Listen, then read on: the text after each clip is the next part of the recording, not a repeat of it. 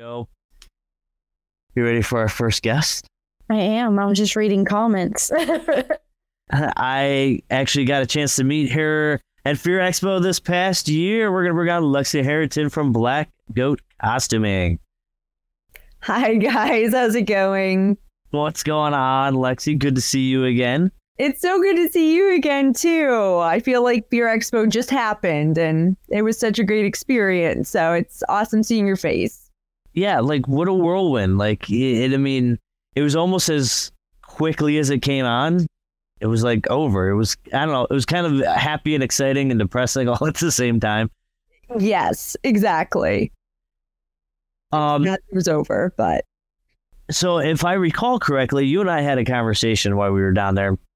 This was your first time vending as a haunt vendor for a show. So tell us about your experience and what I know you're a haunter. I know you come from a haunting background. But, what was your experience like? I mean, how much fun did you have? What did you like? What did you hate? It was so much fun. I had an amazing time. I think one of the most fun things was just walking around and seeing what like everybody else was doing and like going through your blacklight area. It's just like the best part is just being around other people that are just like obsessed with haunting and obsessed with Halloween and obsessed with horror. I think all of us are so lucky to have like something that we're so passionate about and that we're just so in love with. So getting to meet other people that have that was amazing. God, the mannequins are a pain in the ass. I feel like the mannequins are probably what I liked least, putting them together. But setting up the display was fun and just getting to meet everyone was awesome. Yeah, having you down there was great. You bring a very unique side to costuming when it comes, because you see a lot of costuming vendors and you see a lot of great, just imaginative, crazy zombie. I mean, just things from stem to stern, some of the most meticulous and crazy things that you could possibly think of. And then you roll up and you kind of bring a whole different look to what a haunt costume can be. It's more of a, in my opinion, in my eyes, it was a very like elegant, artistic type of style into haunted house things, very Victorian, I guess you could say. It was really cool. It was kind of like a breath of fresh air to see something new like that, show up. So tell us about your line. Tell us what you have. Oh, thank you so much. Yeah, I do love like the Victorian look. I'm definitely so obsessed with like era inspired clothing. So I think that like played a big part. And I don't know, I went through this weird like kind of obsession with like creepy attic looking kind of doll costumes. So a lot of the things that I rolled up with were things that I was like, what would you see on like a creepy kind of porcelain doll that I can turn into like a human-sized outfit?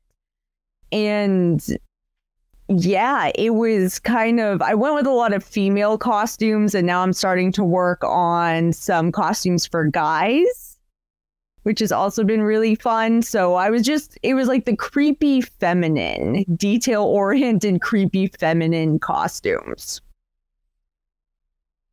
I think, do we have a question, Tayen? You look like you have a question. We do. Keith wants to know, what is Lexi's favorite style of costume to build? Ooh, that's a great question. Right now, surprisingly, I've actually kind of stepped more into like more modern costumes. I'm doing a line of like mental patient and like prisoner costumes, and they're gonna have like a bunch of barbed wire, like fake barbed wire. So I'm actually right now, I think what I'm having most fun with is starting to play with like some gore in my costumes. Now, I'm not a seamstress. I don't I don't create things with cloth or anything like that. The closest I get is to like hot gluing things to vests and stuff like that. That's awesome. So for people like me that don't know what kind of goes into the process of costuming, tell us for you, what's your process like from the artistic side, from creation all the way to completion? Sure. So I think with like any kind of artistic project, it has to start off with like me being inspired by something and just excited about something. Like, am I feeling excited about Victorian costumes or like creepy doll costumes or more like pagan witchy costumes? And once I'm excited about something, I go onto paper and pencil and do my concept sketch. Once I have more of an idea of that, is when I go on to like the pattern making, which also kind of starts in my head. I just kind of get a rough idea of how is this going to be constructed. Then I go ahead and actually start the pattern and go through a ton of drafts with the pattern until it looks like how I want on the mannequin. And then it's onto details like ruffles and like in this picture, like the belts and like the shreddy pieces on the dress on the left.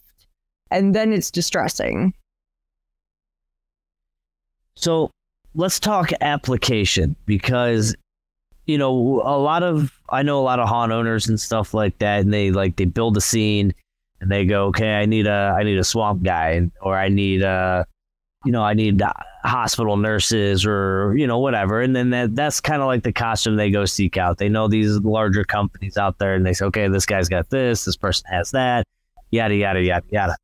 So when you have something like the stuff that you have, like I said, the more elegant, the more, I think creepy was a really good word that you used for it. Like, it's something that you would see on these creepy dolls and things like that. What kind of applications in your mind do you see your products being used? I mean, they're so detailed. Like, I love the idea of them being on queue line actors, honestly, like actors that are really spending a lot of time with people, with customers or guests, so that the customers can really take in the detail of the costumes.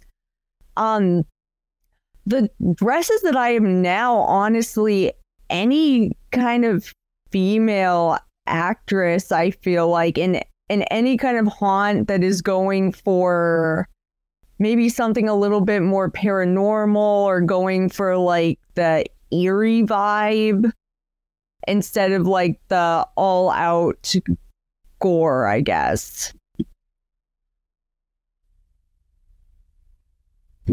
Sorry, I'm getting notes from other people here. So when you have your ideas, you got your applications, and have everything that you have in mind, how important is it? Because you're a haunt actor as well. So how important is it that your costume and your character line up, and how can you make those two things kind of like mesh into one? Sure. So I think, like, speaking from like the haunt or the scare actor perspective, I think having an amazing costume helps you step into the character. Like this last year, at the haunt that I work at, I got to wear like this amazing dress from Dark Stitches. And I felt like I was, because it was like a siren haunt. So I was like an evil mermaid. And I felt like something out of like a twisted fairy tale. That costume like allowed me to really, like, I really felt like the character, instead of just an actor that was throwing on a costume. It helped me to like become the character.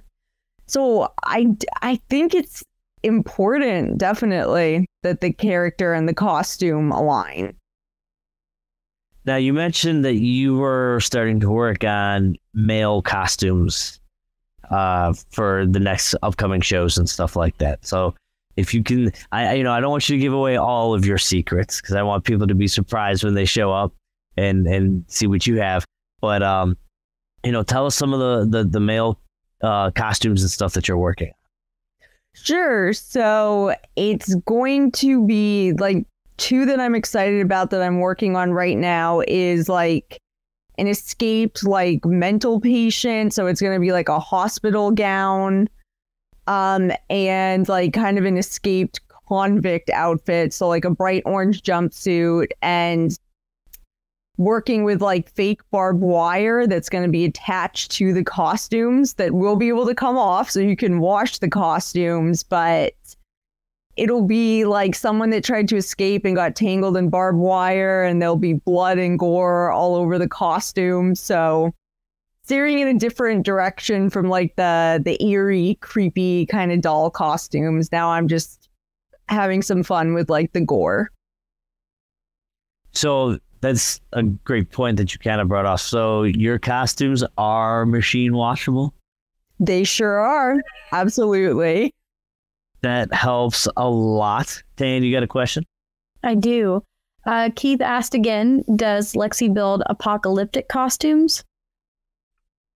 I have not dabbled in apocalyptic costumes, but I have some ideas. And I know that's like a really popular thing in the haunt industry, especially right now. So I do love the idea of like society ending, like the insanity and the violence that comes with that. And I just finished watching The Last of Us. So now I'm very inspired to do some like apocalyptic costumes for sure. Oh, that'd be really, really cool. Apocalyptic theme has been, even since I was a kid, I remember watching Mad Max Beyond Thunderdome and just being completely like mesmerized by that kind of, I for like years, I thought that's what just like Australia was. That's just like what people were doing in Australia. And I was like, I'm going to Australia. This looks so cool. The barren wasteland. So I know a big problem that a lot of haunts have, and every time I get somebody that is an expert in costuming, I always want to bring this up because I want people to elaborate and learn from this. How do you take care of costumes? The best way that you know how to take care of costumes? Definitely just machine, like washing them is great, but anything that you can do to like preserve them. So like washing them in like a delicates bag or like hand washing them, even if it's a costume that has like some more fragile pieces. Just being gentle with it when you're cleaning it is probably my best advice. Now, what about for actors that say are wearing an expensive costume? And I'm not, because like your costumes are very reasonably priced. I mean, I was surprised. I was kind of putzing around your booth when nobody was down there on the showroom floor. I was looking around at some things, and like I was actually kind of surprised for having handmade costumes. I don't want to like let the cat out of the bag, but like I was very, very shocked by that. So when an actor has a costume on, what kind of precautions and stuff should they be taking in care for the costumes? Sure. So just being kind of like aware of whatever room they're acting in, if there's anything that the costume could get like snagged on, or if the costume could rip. But again, as like someone who's done scare acting, I feel like that just kind of comes with the territory.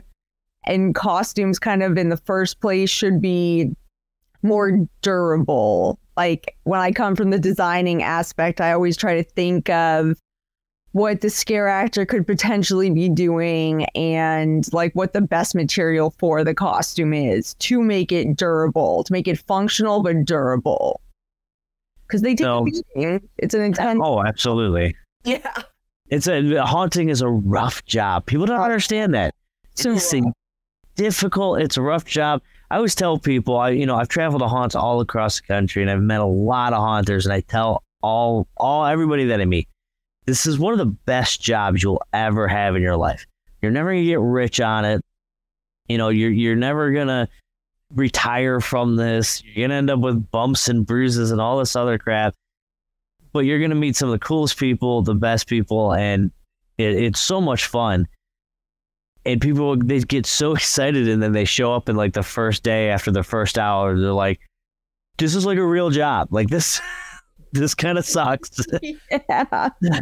Yeah, it's intense. It's physical. It's like high energy.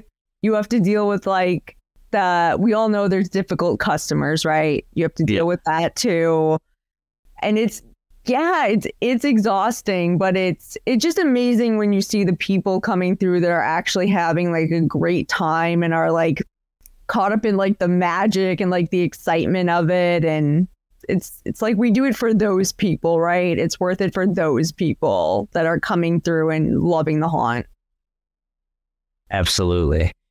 So what is coming up other than the male costumes? We talked about that. What's coming up new for the shows you're going to be doing in the next year coming up? What can people expect new from you? So I just quit my day job because I was a high school teacher and I am no longer doing that. So my line is going to get much larger. I'm going to try to expand it like 5, 6, 7 times as many costumes as I have now. So I just want a lot of variety. So there's something for everybody that likes my work. I'm going to Midwest Haunters Convention in like a week. And then I'm going to be focused on, I'm actually designing this year one of the haunts for the haunt that I work at. So I'll be wrapped up in that. And then right back into convention. So hopefully Fear Expo, because that was such an amazing experience. I definitely want to be back there. So you keep on saying the haunt that I work at. What's the name of your haunt? Oh, Fright Nights at the South Florida Fairgrounds. So if anybody's down at the South Florida Fairgrounds, yes, check out Lexi. She's going to be down there. How many of your costumes are in that haunt? There's going to be 3 or 4 that I do from scratch, and then a few others that I'm just going to be doing a lot of alterations, heavy-handed alterations. So yeah, we have 4 haunts. It's so much fun. I'm obsessed with that place. I love it. I'm stoked to design. So yeah, Fright Nights at the South Florida Fairgrounds. If you're in Florida, I promise it's worth the drive. All right. So where can everybody find you and all your costumes and everything else on the interwebs, the shows you're going to be attending in the next year, all of that? Yeah. If you could just follow me on Facebook, Black Goat Costuming, all the info and my costumes and my work is going to be on there. I despise technology, so I haven't gone through the painful process of setting up an actual website, but I promise I'm going to be better about posting on my Facebook page, and I'm very reachable through that. So right now it's Facebook. And shows? You mentioned MHC, but what else you got? I am planning on Trans World and then Fear Expo. Not going to do a haunt con? It's right in your backyard. It is right in my backyard, isn't it? What month is that in? February 2nd through the 4th.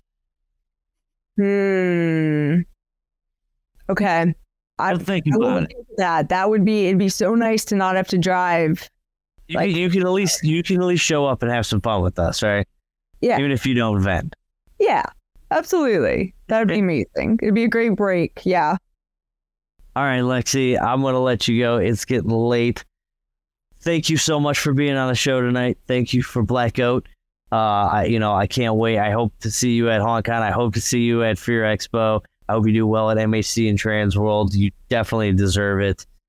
Guys, go check out her Facebook. Even though she despises technology, go order a bunch of costumes from her. It's worth it. I promise you it's worth it. Lexi, thank you so much. Thank you so much for having me. This has been awesome. Great to see you again. Always a pleasure. Yes, always. All right. So if you notice, our layout's a little bit different today. So we have all these icons. I think we're ready. So we just finished that. So this is our schedule.